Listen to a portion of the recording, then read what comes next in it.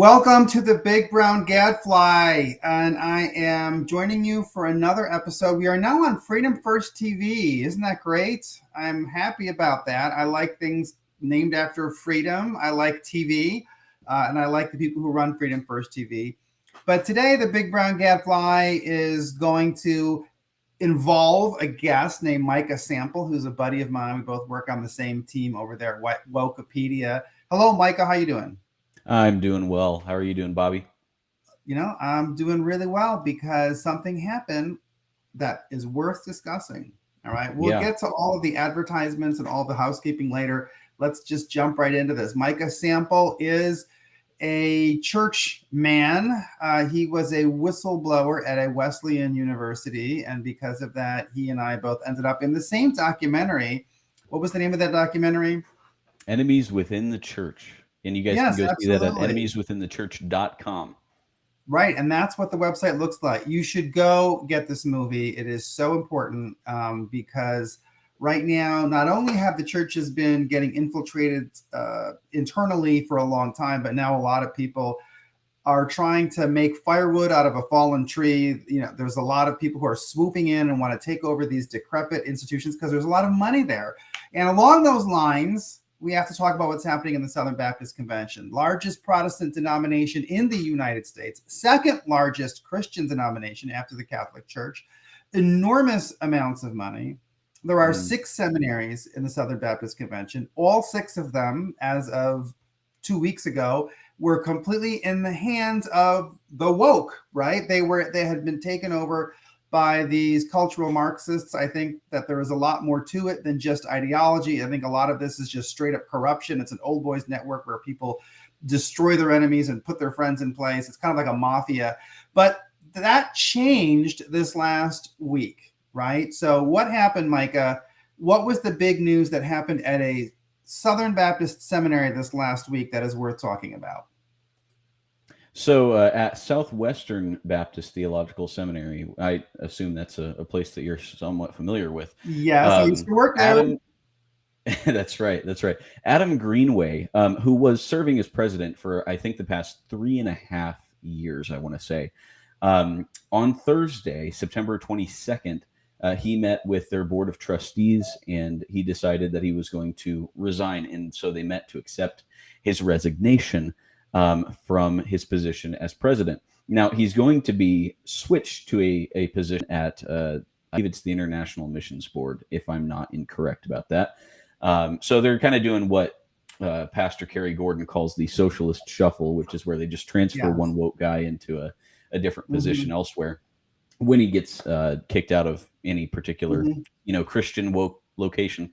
But what's really interesting about this is obviously Greenway is one of these guys who is just kind of a real shady character from what I understand. I keep hearing these reports that he let go about 40 to 46 faculty members at Southwestern. I think it was probably more than that. A lot of the other ones were classified as quit. They were classified as resignations. There were several who died. Honestly, in the middle of all that stress. So I think that the number's always going to be shady, but I'll let you know that he gutted the faculty. There is very little left of the institution that he took over 3.5 years ago. And he replaced them all with people from Southern who were acolytes of Al Mohler. So he brought this infusion of the Al Mohler style of Southern Baptist ideology into Fort Worth, Texas, where the seminary is. Yeah. Well, of course he did. And then obviously he didn't like our film because we called out some of the things that were going on in the Southern Baptist Convention seminaries in particular. And I believe that it was he who wrote a letter to the president of Mid-America telling them not to show our film, claiming that we were being slanderous and libelous at Enemies Within the Church. Obviously, that's not true. All you have to do is go to enemieswithinthechurch.com and you can find all of our primary source documentation. It's right there. But regardless, I mean, he was very much against our film.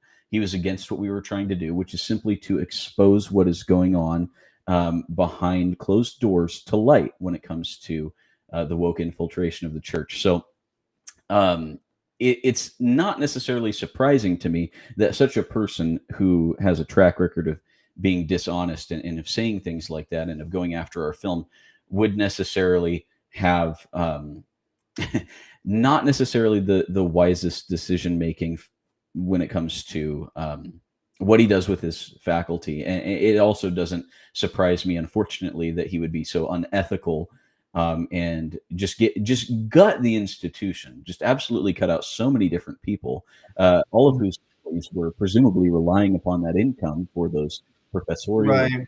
positions. Well, I mean, let me lay this out, because you're right. He did write that letter, and he CC'd the chairman of the board, Danny Roberts, who is the pastor at First Baptist Church of North Richland Hills. At that time, he did do that in order to try to make it seem as though the board was behind him. He sought to censor the film. He claimed that the film slandered him. Now, we have to go back and explain what happened when right. Paige Patterson was driven out in May of 2018. There was this alliance of feminist and pro-gay and various different liberal kinds of people, as well as just people who had a beef, had scores to settle with Patterson, and people who wanted a chance at getting at that endowment, because Southwestern Baptist Seminary has a huge endowment. So they all kind of came together. You had these characters like Bart Barber, who's currently the president of the SBC, who backstabbed Paige Patterson. There was a lot of nasty. It was the Southern Baptist world at its worst. So all of that happened, and then at the time, the seminary trustees at that time announced a search committee. So they had this interim presidency from May to February of 2019, and this is often what very corrupt people do in the church world when they are removing someone, and when they do a hit on someone and they just do a witch hunt and they create a scandal and they remove somebody like Jerry Falwell Jr. out. They'll often appoint an interim president who's innocuous, who's harmless, so that everyone lets their guard down and doesn't worry, and they forget about the whole institution. And in this case, that's how things went between May of 2018 and February of 2019. I was working at that seminary, just to be clear. I was a professor there at that time, and we were assured over and over again that everything was fine. There wasn't going to be any kind of major changes. And then in February of 2019, they announced that Adam Greenway comes on board. He comes, and the day that he becomes named as the new, or it was very shortly after he was named as the new trustee, they fired Charles Patrick, who was one of the professors who was also an administrator. So they soon fired all of the administrators one by one. They were all gone out. The dean of student life, all the associate vice presidents, etc. They pulled back the provost, and they replaced all of these people with new people, all of whom had relationships to Southern, maybe with the exception of 2 or 3 people. They were all people who knew Adam Greenway and Al Mohler, because they were all working at Southern Baptist Theological Seminary before that, which is where Adam Greenway worked. Between February and about April, there were widespread rumors on the campus that they were going to fire a large number of people, because they blamed Paige Patterson, who had been removed, saying that he had left this huge financial hole, and because of that, they had to trim the faculty. So this was the first major lie that they said. They said there was a financial urgency, and that's why they were firing all these people. So they fired 26 people in one day. And I'm going to tell you at some point during this podcast about how they did it, because it's a reflection of such unchristian cruelty, the way that they did it. It was a total disregard for human dignity. So they fired those 26. They kept on firing people in the interim. There were people like Evan Leno, who kind of got pushed out. I got fired the following December. There was a trickle of people who were firing. And then in the spring of 2020, then they fired a whole huge crop of people. They fired Leo Day. They fired, I think, Craig Blazing. There was 12, at least in one shot, they fired. So that brought the total up to around 39, 40 or so. And then there were some more who continued to get fired. I think the total is probably over 50 professors, but at any rate, he fired all of them. But what he did in the process was he hired all these people, a lot of them at very high salaries. So this proved that this was a lie about there being a financial crisis. So he fired all the minorities who were in senior faculty positions, every single one of them. All the Black and Hispanic professors were gone, and he replaced them all with white men, which was really ironic given that they presented themselves as really woke. They fired a bunch of women because they said that Dorothy Patterson's women's programs were antiquated and anti-female. So all of those women lost their jobs. People like Candy Finch. Eventually, Sarah Spring lost her job. I believe that Katie, what's her last name? Katie Mc. There was I don't remember her last name, but she was one of the other women who was kind of doing the women's program. She also got fired. So they fired all these people. They hired people like David Dockery. They hired Daniel Darling, who was a woke person from the ERLC. They kept on more people from Southern. And in the process, they destroyed all of the programs. They destroyed the music program. They destroyed the undergraduate humanities program that was gone. They killed the philosophy program. They destroyed the counseling program because they wanted to get rid of all the people who were doing conversion therapy, or what was called conversion therapy. They killed the archaeology program, which was a top-rated program. And in the process of all this, he was just such a jerk about how he fired people that you had, 45, 46 people, at least, 50 professors. They're just circulating in the ether, all with bad opinions of Southwestern. And he made a lot of them sign NDAs. So I'll explain the role of that in non-disclosure agreements. But it was just, he was a terrible leader. I mean, it was just terrible management. So the attendance plummeted, the donations ceased. He actually sued to force them to continue to give them money when the people leading the foundation felt that, they did not want to continue giving money to him because he was so unscrupulous. He did all kinds of things where he would have underlings like Randy Stinson, who was his former provost. He would have them call people in and threaten them with their jobs if they didn't obey their code of silence. So they were censoring what you could say to the press, what kind of resolutions you could submit to the Southern Baptist Convention. They were covering up all of their shady financial dealings. They were covering up abuse. There was sex abuse that had happened. David Baumgartner exposed that. There was homosexual abuse that was going on the campus that they were covering up. So it was a terrible thing all around. And we did cover it in the film, the film that you and I were in. This was one of the major breakthroughs that the Southern Baptist world had, was because we didn't stay silent. Okay. So I just want to be clear that you don't have to remain silent in the middle of all that. I did not. I took a huge financial and professional hit by speaking out, but I did speak out. I got fired on principle. I went public. Everybody demonized me. All of those professors, they all said I was a troublemaker. They stabbed me in the back, and then they all got fired in turn. So the movie did expose it, and exposed in particular what Greenway was doing with the curriculum. And I can tell you a little bit about that, and what he was doing with the policy on women and gays. And of course, the corruption was terrible, the financial corruption and the use of non-disclosure agreements. So there were other things that put pressure on Greenway. You had David Allen got fired, and that was a big deal because he did release all the details about his firing. You had David Baumgartner and I did a podcast together. David is a very far left-wing person, but he exposed a lot of the corruption. And I think that these things contributed to it. So I think, Micah, our team can take some credit for this. I would call it a victory. I don't like to rejoice at people getting fired, but this was a case where they really needed to get rid of him. And I think a lot of the trustees need to go. And I think the administration that came in with Greenway, unfortunately, I think that they're all kind of tainted beyond repair. Yeah, well, absolutely. And that kind of brings up another question that I had, but I guess you kind of hinted at it there.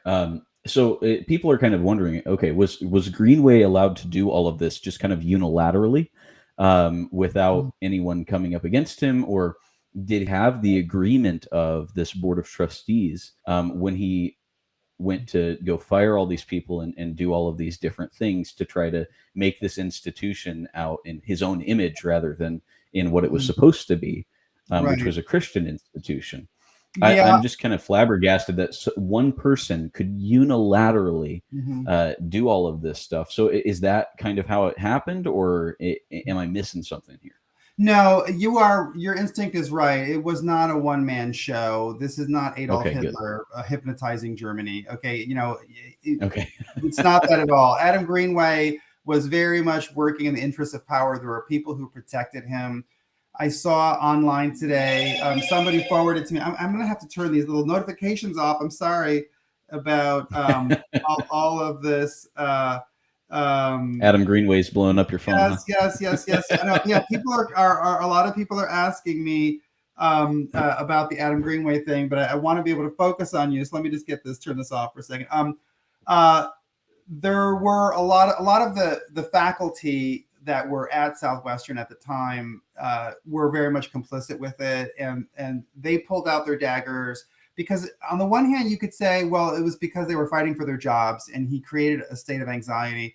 On the other hand, there were a lot of faculty who had gotten hired at Southwestern, but they were never comfortable with the idea of working at a conservative institution. They were people who had been educated in the college system. They had gone to seminary or gone to graduate school, and then they were hypnotized by the idea of being a scholar, of having this academic legitimacy. And so they wanted the prestige that came with working at a major institution, but they did want to unload Paige Patterson and the conservative theology that came with it.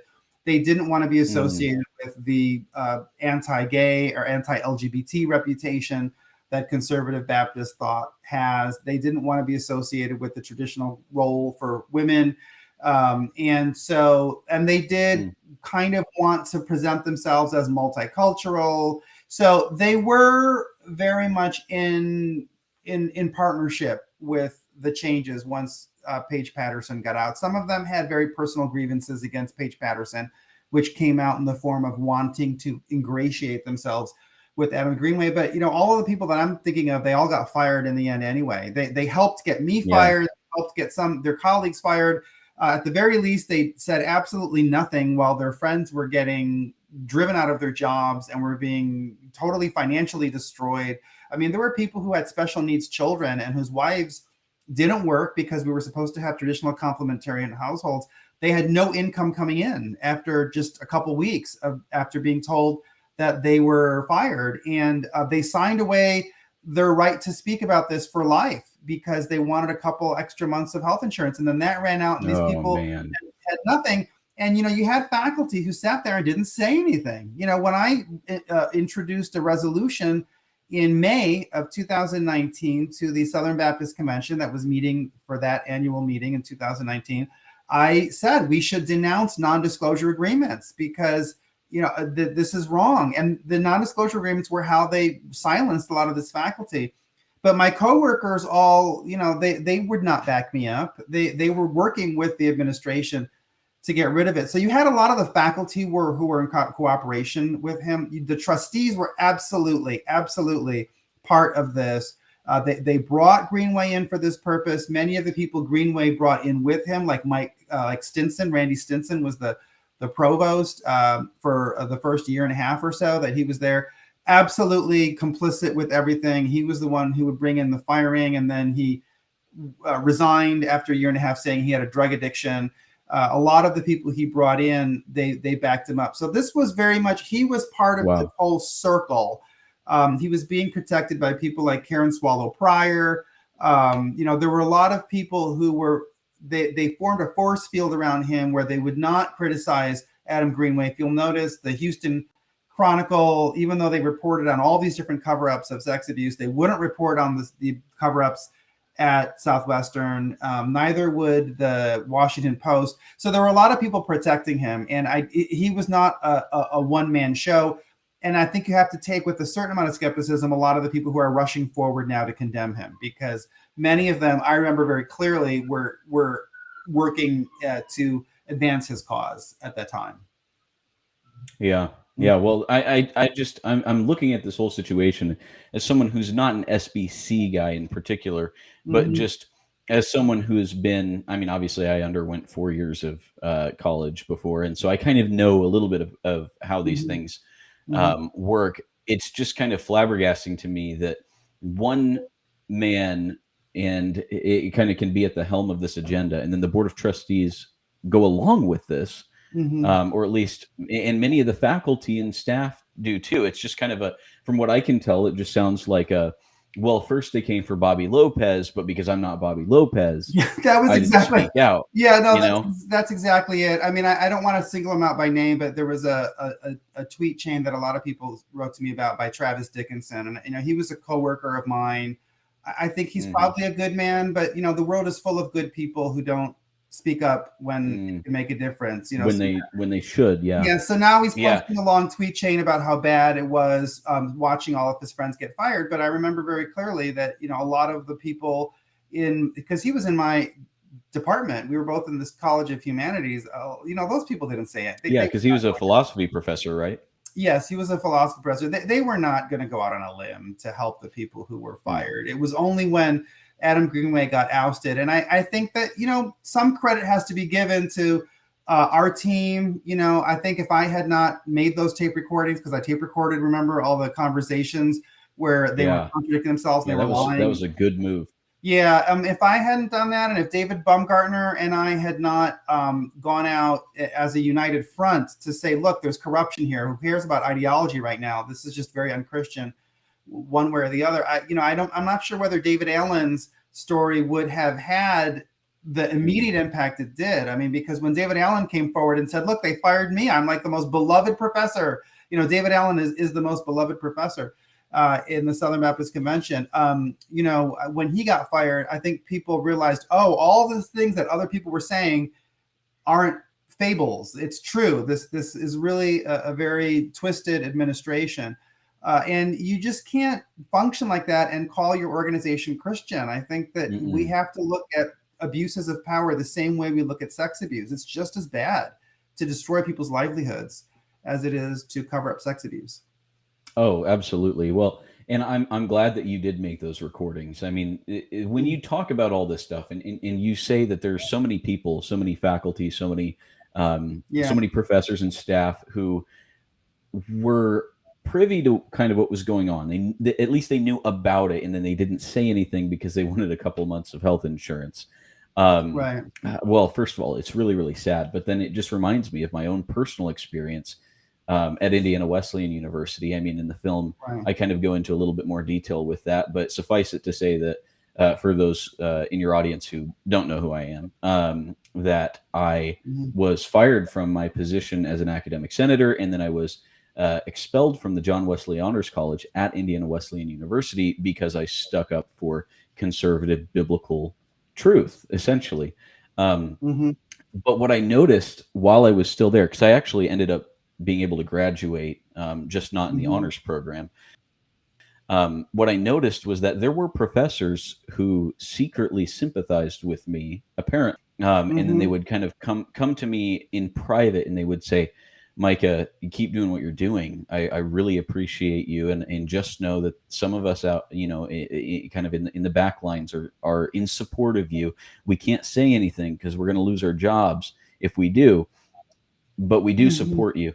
And so there's just kind of that element of, okay, well, if you really, really believed that I was right and you were really in support, wouldn't the truth matter more to you than perhaps, and the thing is, I don't necessarily know if they would have lost their jobs. They might have, but they might have also just been afraid of not being friends with all the liberal people that are on the campus, So there's a lot of different reasons that people have for not saying the truth, but ultimately what I find is that those people who, I think that they censor themselves more and more as time goes on, because if they do agree with you and then they're willing to censor themselves on one thing, then it's not that much further until they're just not talking at all about what they really believe deep down, because they want to go along with what the administration has to say, and they want to keep kind of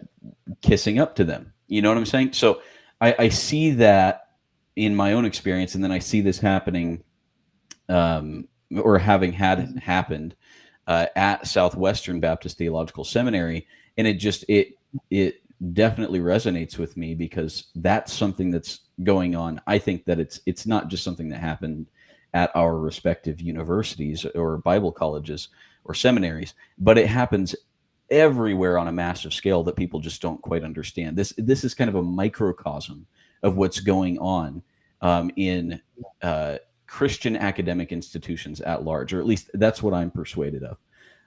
Yeah, I think, well, it's also an extension of what's happening in society with cancel culture. I mean, this is how it works. It's Yeah, how people are censored. It's how people self-silence.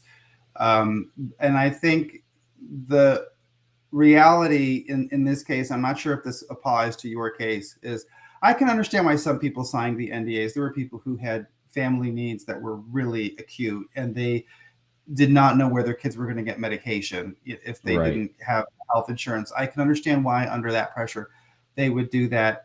But if there had been some kind of concerted effort to resist them, there was a point where they would not have been able to fire them all. Yeah. In Well, I mean, if you've got 46 people that they're looking at and they're like, well, we got to get rid of all these guys, because ultimately you have to assume that they weren't just doing this willy nilly. They were doing this strategically to some degree because it benefited them, right? Adam Greenway and whatever trustees were okay with this, they were Mhm. doing it because it benefited them. Right. And so I think that there's a degree to which, yes, there are definitely some people that you can kind of understand. All right, this is Mhm. where you're coming from. You need the money. Right. But then there's also people I think who, like you're saying, they could have aggregated together and put a stop to this Mhm. before it got too bad, Well, before it went too far. that's the thing. I mean, I think that the Greenway incident just shows you how much damage this woke movement can do, even when it looks like they have failed. On the surface, it might look like they failed to flip this seminary, but ultimately, when Adam Greenway got there, this was the only traditionalist conservative seminary left, really, in the Southern Baptist Convention. Maybe New Orleans gone in a different direction. And there was this critical time period when, if the professors had stood up and really joined forces and said, we're not going to let this happen, okay? Right. The students that were enrolled there had the power over them because of the tuition, and I think the trustees would not have been able to avoid or sidestep a major public controversy, you know. But that window passed after a certain point, and then when I came forward, because the big mass firings were in April, I put the resolution in May, and then over the course of the summer, like June, July, August, I was being called in and threatened. My job was being threatened all the time. And then Mm, finally, I just laid down the gauntlet with the provost in September of 2019. So this would be 5 months after the first round of mass firings. And I said, I'm going to continue to write about this. You can fire me if you want to, but I'm not going to quit, and I'm not going to stop writing about this. And then he fired me. By that time, it was already arrayed such that I could be alienated, I could be isolated, mm, and I could be demonized. And there was a secretary, I remember, who worked at the college, who was very friendly to me when I saw her. I never imagined that she hated me or anything like that. And then Forrest Davis, who was a Southwestern student who went off to blow the whistle a little bit later, he wrote to me and said that she had basically told her enormous church that I was lying, that I should have gotten fired. So if people had not done those things, then I think that the dissent could have done its job. But by the time now in 2022, now it's 3 years later. I mean, imagine in 3 years, it's like Humpty Dumpty can't be put back together again. All these people have been scattered to the four winds. You've now brought in 30, some 20, I don't know how many faculty he hired, but it was a lot. It was several dozen faculty that have all moved to Fort Worth from other places. And what are we going to do with them? Are we going to fire all of them? Partly I think to myself, well, if there's a limited number of posts, I think that you should bring back the people you fired, because we didn't do anything wrong. But yeah. then what do you do with the people? He created a situation where the only solutions we have going forward are more cruelty. That's the Oh only thing yeah. we can Well, do. that's just kind of how woke people tend to operate from my own experience. And I think that you can see that repeatedly through Adam Greenway's actions. I mean, first of all, he fires all these people, right? But then what happens? Okay. And you can correct me if this isn't true, but I heard that they were doing renovations on the president's house and the provost's house in the midst of all these firings. And these are not inexpensive. These Yeah. are rather costly.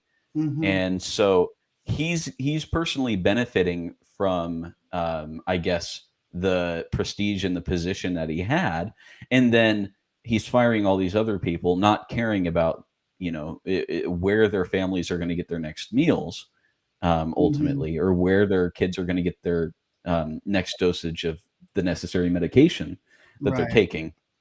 He's not thinking about any of that, but he's thinking about himself. Is that true that the president's house and the provost's houses were being renovated at the I time? have not seen the financials, but I can tell you there was a lot of work done on campus. I can tell you what he and there were many people who came to me that I trust who said that they have seen either the books or they've seen evidence that there was lavish spending. I don't want to confirm or deny those things because I didn't see them myself, but I can tell you that from what I was able to observe, when Greenway got there, his first order of business was to rename this and redesign the street signs so that the old logo would be gone.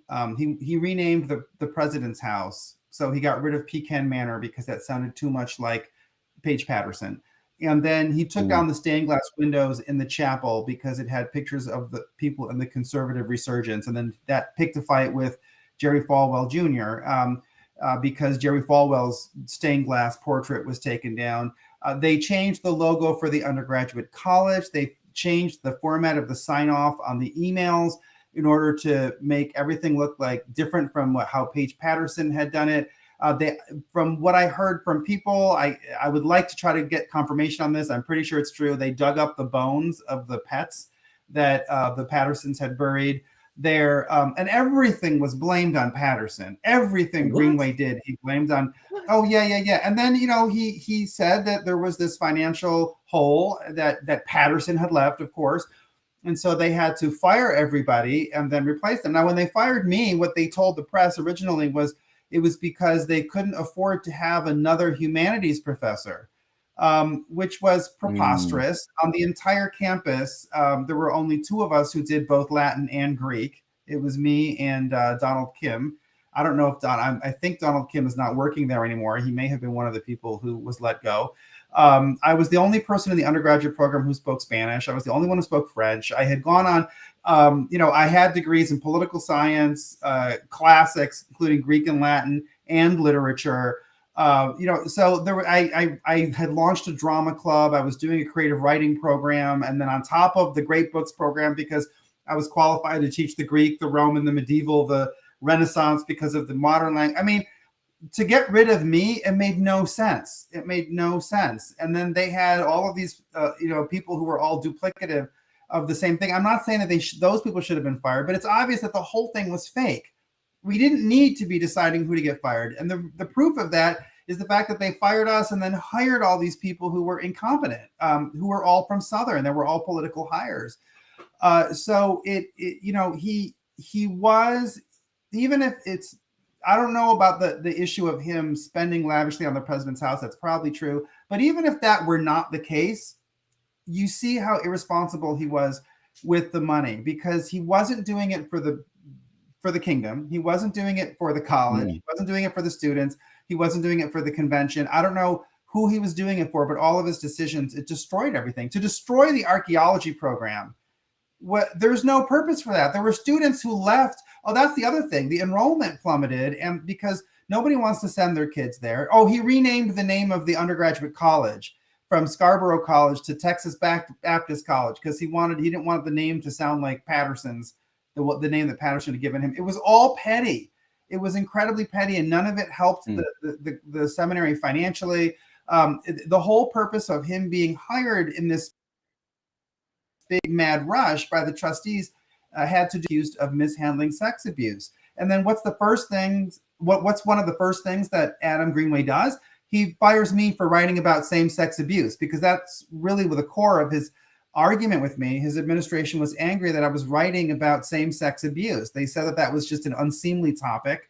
And the last article that finally got me fired was called, LGBT culture fosters same-sex abuse. I can show you the article Of course. that I wrote. So how is it that you come in to clean up Patterson's supposed cover-ups of sex abuse, and then the first thing you do is you're retaliating against people for blowing the whistle on sex abuse? It didn't make any sense. So I think he was profligate. It was very irresponsible, and it was just corrupt and mean.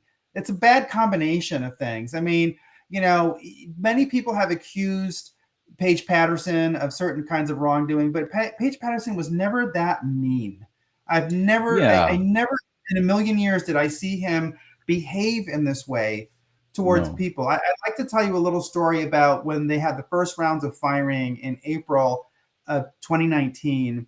They had a huge banquet, and they invited all of these professors and the trustees together. And they invited our family, our wives, our some people brought their children, and we were all at tables, and they distributed us around. So there would be 2 trustees and then like 4 faculty at a table. And we had to listen to all of these speeches about how the trustees love the faculty and they're so happy. And then they called up Katie McCoy, who was one of their favorite professors, and then another, I forget who the other professor was, and they praised them publicly.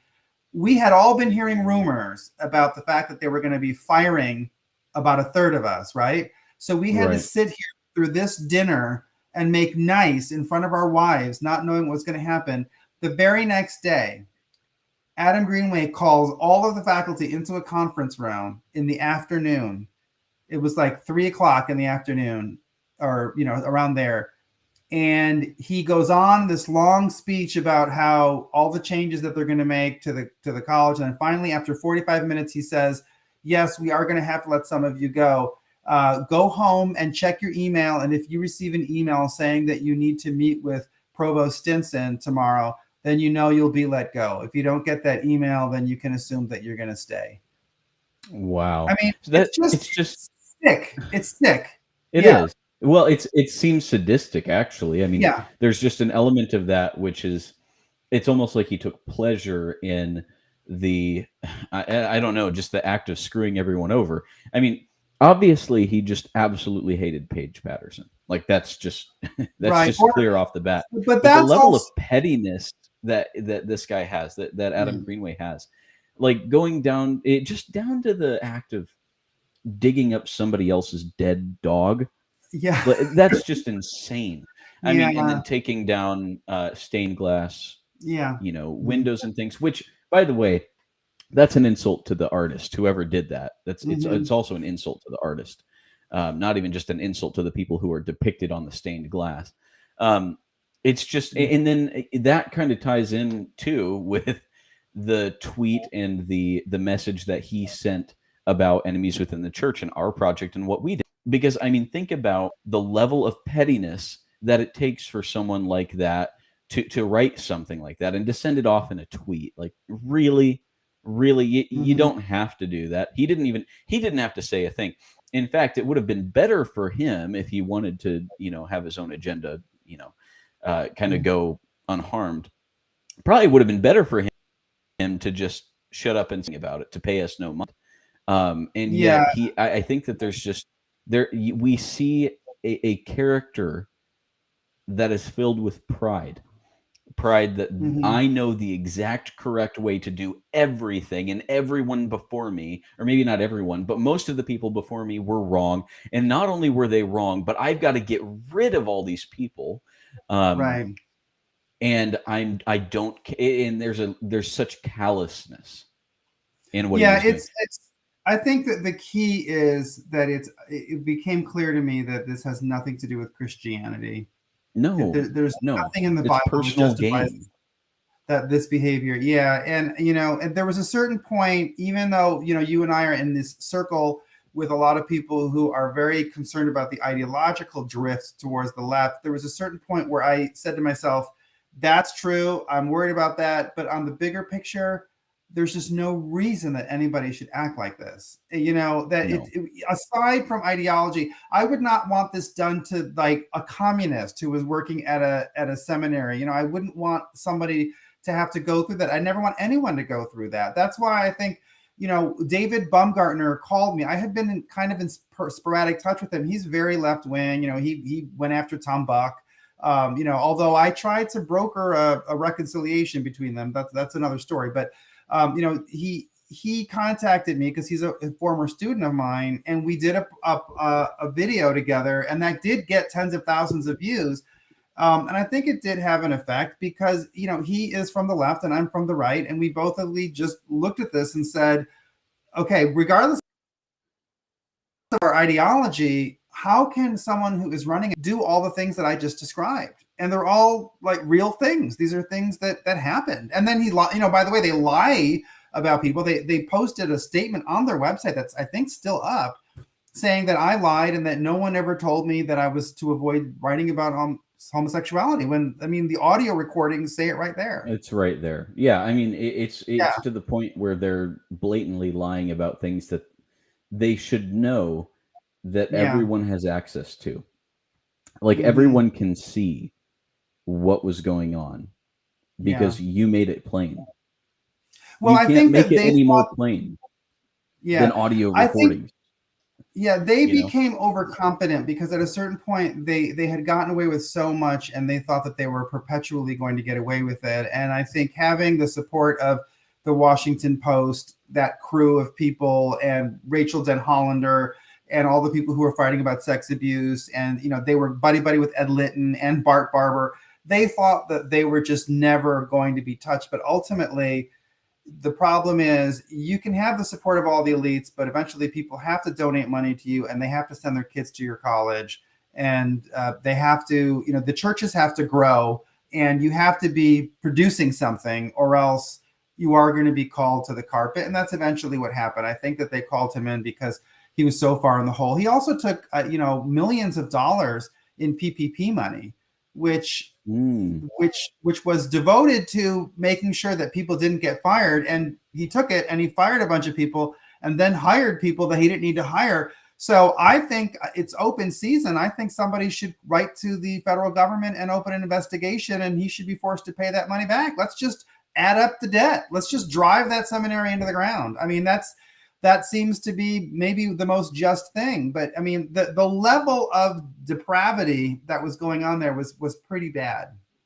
Well, yeah, absolutely. And then, not only does all of this stuff happen, not only is he guilty of treating people so horribly, but then he benefits even when he is forced to resign.